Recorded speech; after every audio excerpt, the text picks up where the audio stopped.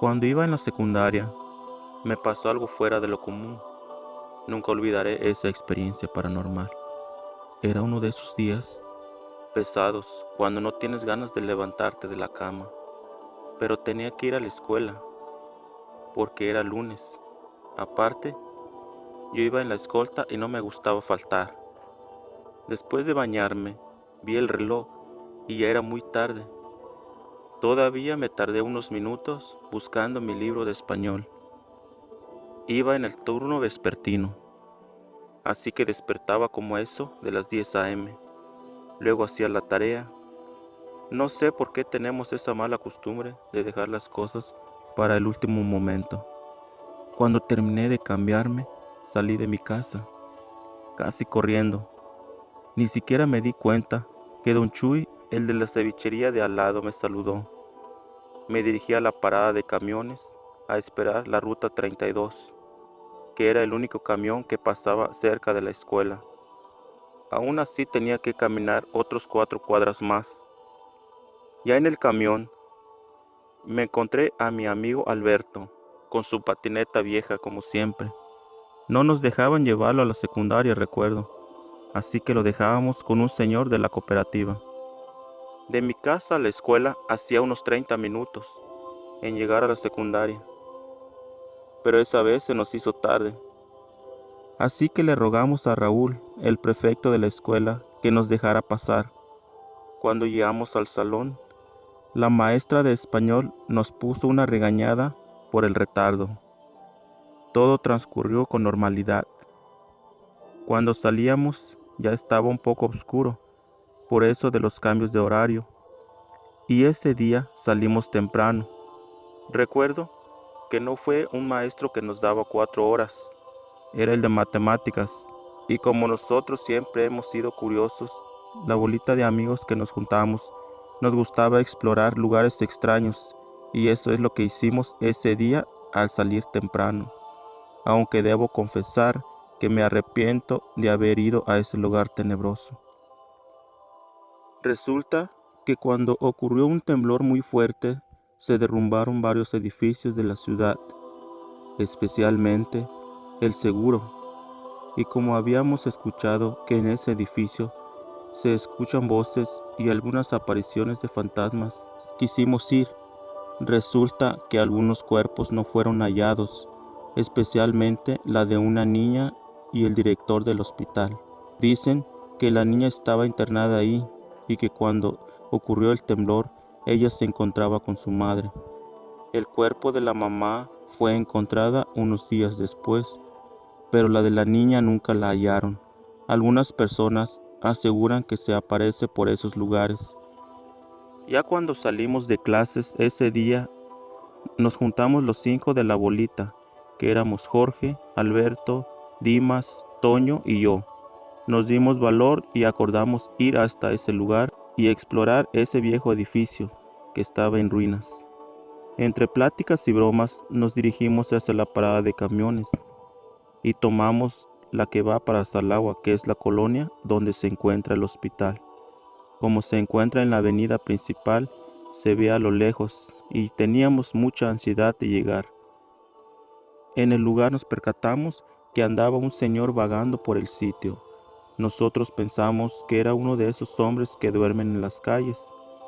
Este llevaba un suéter azul, un pantalón de vestir color marrón, unos anteojos y en el cuello uno de esos aparatitos que usan los doctores para escuchar el pulso del cuerpo.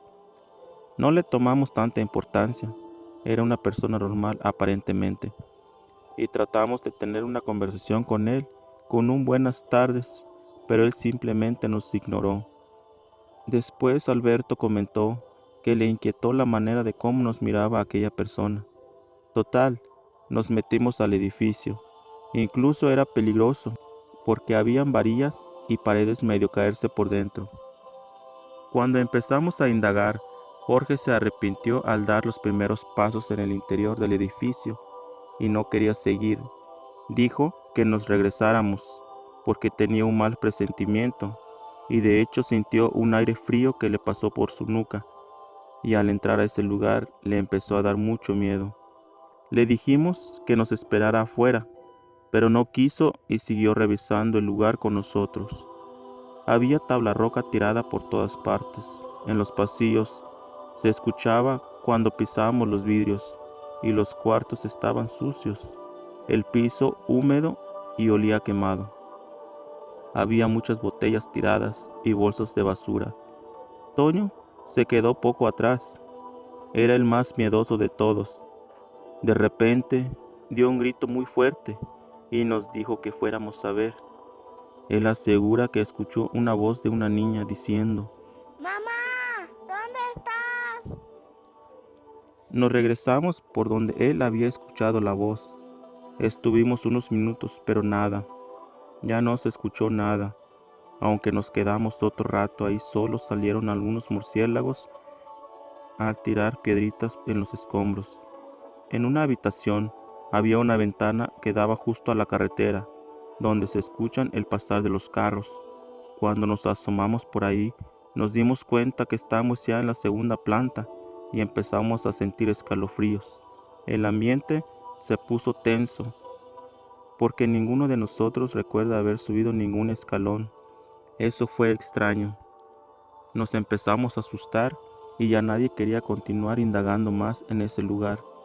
Yo quería seguir porque la curiosidad me mataba, pero en el fondo tenía mucho miedo también y quería regresarme.